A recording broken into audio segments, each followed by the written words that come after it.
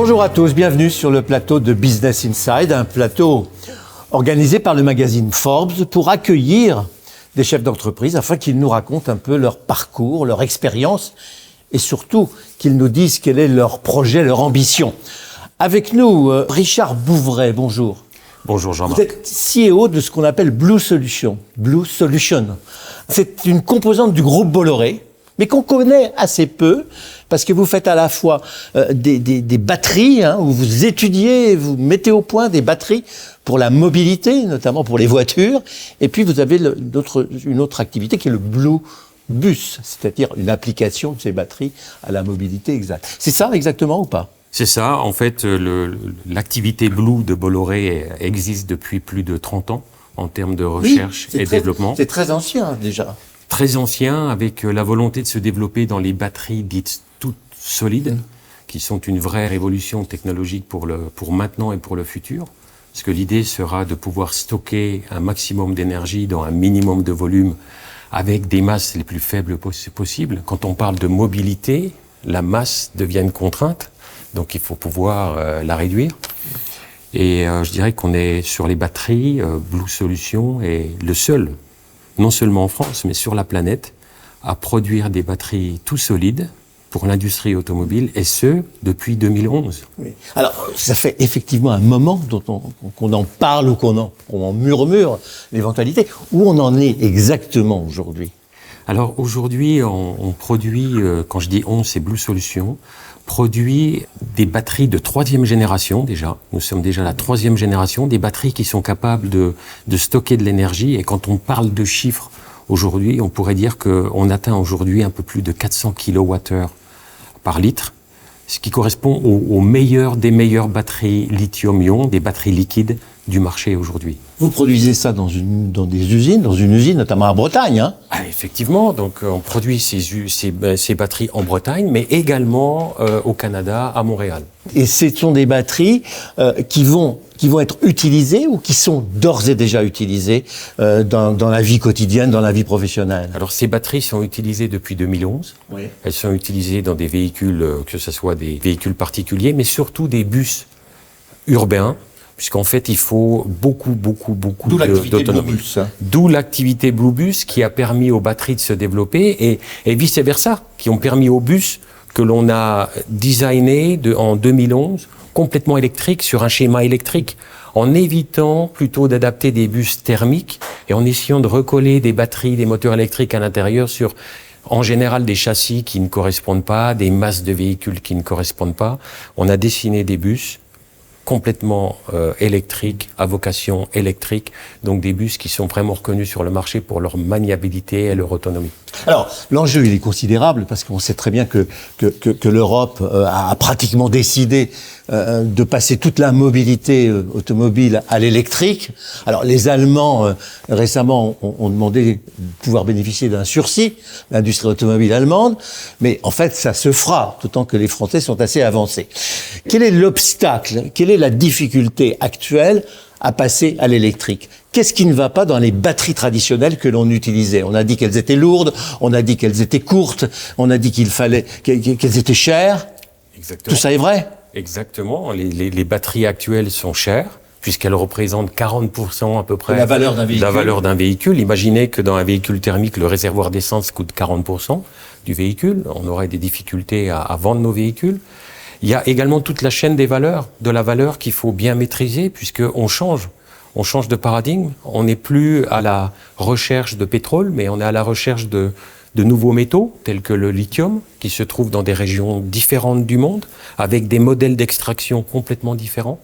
Donc là, on a des challenges. Et puis, à l'autre bout de la chaîne, une batterie, c'est l'interface entre un véhicule électrique et entre la grille énergétique.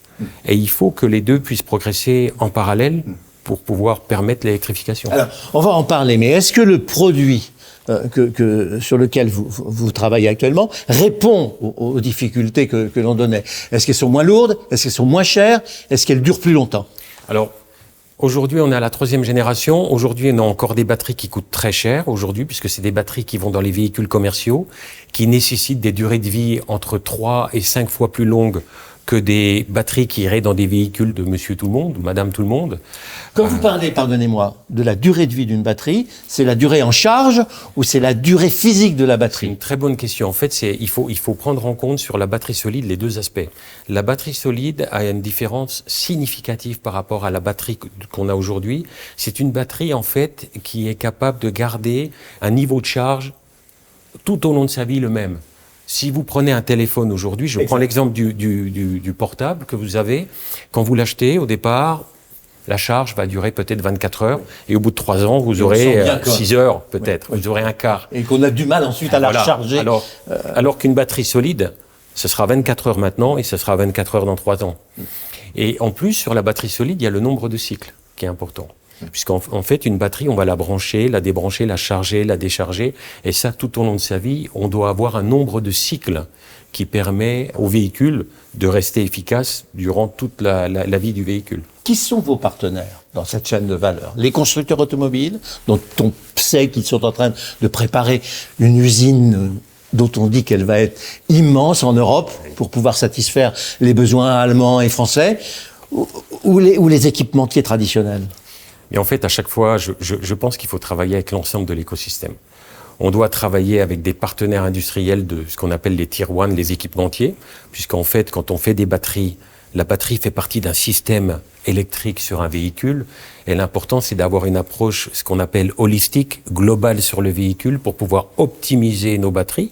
Mais en même temps, il faut travailler avec les fabricants automobiles parce que eux, ils vont définir un peu, je dirais, les volumes, les masses, l'énergie à stocker dans le véhicule et il faut qu'on le fasse en amont avec eux pour intégrer bien sûr l'utilisation de ce véhicule, et on y viendra sans doute après sur la partie de l'après-vie de la batterie. Parce que ça, il faut le prévoir tout au début. Alors, parlons-en tout de suite, c'est que un des obstacles à la batterie traditionnelle, c'est son recyclage. Qu'est-ce qu'on en fait une fois qu'elle est hors d'usage? Alors ça, c'est un élément fondamental. On ne sait pas. Et je pense que, enfin nous, on le sait en tout cas chez Blue Solutions, parce que ça fait partie de notre ADN. Et quand je parle d'ADN, l'ADN c'est un polymère. Vous savez, nos batteries sont faites à base de polymères. Et des polymères, c'est des grosses molécules qui sont mises ensemble, qu'on peut casser, qu'on peut réutiliser, des molécules à base d'hydrogène, de carbone, d'azote, etc. Donc des produits qu'on trouve dans la nature, plus du lithium métal. Du lithium métal, c'est quoi? C'est du lithium pur. Donc on peut faire, refondre, réutiliser. Donc on peut réutiliser. Et donc aujourd'hui, déjà, on a des lignes prototypes qui nous permettent de réutiliser le lithium à 95%, ce qui est énorme en termes de ratio aujourd'hui sur nos lignes prototypes. L'objectif étant d'utiliser également, de réutiliser les polymères par la suite. Alors, deux questions. La première, c'est concernant l'approvisionnement et la sécurité de l'approvisionnement en lithium. On dit un peu tout et n'importe quoi là-dessus. Hein. Et la deuxième, c'est comment on l'approvisionne en électricité, parce que vos batteries, c'est bien joli, mais il faut les charger quand même. Hein. Alors, sur le premier point, lithium. Alors, le lithium se trouve... c'est un matériau déjà qui est très, très abondant sur la planète. Le problème, c'est qu'il est dilué. On le trouve partout. Donc il faut le concentrer. Donc il faut le filtrer, il faut le concentrer et il faut ce qu'on appelle le purifier. Donc on va avoir toute une industrie qui va se créer autour de ça. Toute une industrie, je dirais, depuis les mines jusqu'à la purification avec des systèmes logistiques pour transporter ces matériaux. Bien sûr, en étant le plus, je dirais, objectif possible pour pouvoir, et efficace, d'avoir la purification au plus près des mines pour limiter les transports, donc les émissions de CO2. La charge de l'électricité, maintenant, la charge. Parce que c'est bien joli, on va utiliser l'électricité 24 heures sur 24 pour faire tout et n'importe quoi. Où est-ce qu'on trouve l'électricité quand on sait que la production d'électricité est quand même très contingentée et très, très limitée par sa capacité de production? Comme elle est limitée, ça devient une valeur, je dirais, précieuse. Ouais. Et on sait que la production d'électricité est plus ou moins constante. C'est très difficile d'ajuster la production. On ne va pas fermer les robinets d'une centrale nucléaire. Quand on a du vent dans l'éolien, eh bien on essaie de garder cette énergie. Et donc le meilleur moyen, c'est de le stocker. Quand il y a plus d'énergie produite que de demande, il faut pouvoir le stocker. Donc, et c'est là que nos batteries interviennent, où on peut venir stocker de l'énergie et quand on a des besoins. Et ça permet vraiment en plus de réguler l'investissement, parce que c'est des investissements colossaux, d'installer de la production d'énergie. Et donc ça permet vraiment d'optimiser. Et les batteries seront, je dirais, un amortisseur dans la grille énergétique. Ça, c'est très important, parce que la seule façon de stocker de l'électricité aujourd'hui, c'est les barrages hydroélectriques. Hein. Et encore, on est conditionné par la capacité de réserve de l'hydraulique. Mais est-ce qu'on pourra utiliser vos batteries, ou est-ce qu'on pourrait les utiliser pour stocker de l'électricité dans une maison, et rendre une maison zéro on peut toujours, dépendante? Bien sûr, on peut toujours utiliser nos batteries. Aujourd'hui, d'ailleurs, on a des projets avec des distributeurs français de l'électricité, dans lequel on a un projet de 30 MWh, d'ailleurs, qui va être lancé ce mois-ci, dans lequel on récupère... Ah, ça, c'est la redistribution. C'est la recharge. On récupère de l'énergie, et on la redistribue, mais ça peut être fait à plus petite échelle. C'est-à-dire qu'à la place de mettre 30 MWh, on peut mettre, je sais pas moi... Mais pardonnez-moi, moi je suis automobiliste. J'ai une voiture électrique équipée de batteries Bolloré. Qu'est-ce que je fais pour la recharger? Comment je fais? J'avais dans une station-service, on me donne une autre batterie en échange, on me la charge, ça prend du temps. Ça prend combien de temps? Alors, c'est ça le problème. Alors, une batterie aujourd'hui, suivant l'application, est très différente. Les batteries qu'on vend dans les bus aujourd'hui, vous savez que les bus roulent la journée, et la nuit, ils restent au dépôt. Oui. Donc, ce qu'on fait, on les charge lentement au dépôt pendant les heures creuses, et on les charge lentement pour diminuer, je dirais, l'ampérage, pour diminuer la température, donc les pertes thermiques. On optimise au maximum. Et après, si on veut aller sur des voitures particulières, on peut, avec notre nouvelle génération qui est en cours de développement, on vise à pouvoir charger une batterie en 15 à 20 minutes. C'est-à-dire, vous vous arrêtez et vous pouvez charger votre batterie et vous aurez une autonomie entre 500 et 1000 km. Voilà. Donc, on en est là aujourd'hui. Et on pourra le faire souvent. Ça n'abîme pas la batterie si on la recharge uniquement par des procédés rapides. Bon, déjà, les procédés seront contrôlés par des systèmes informatiques électroniques au sein de la batterie. La batterie est protégée. Le système de la grille énergétique le protège également. Donc, on a beaucoup de systèmes de protection qui s'accumulent derrière pour le charger au mieux. Le marché, c'est exponentiel, quoi. Le marché, on l'estime à 400 milliards sur 2030. Après 2030, 400 milliards d'euros en 2030, le marché de la batterie. Il y a même, je dirais, des constructeurs qui prévoient 500 milliards. Nous, on reste plutôt conservateurs sur cette approche. On se dit déjà 400 milliards de marché, c'est énorme.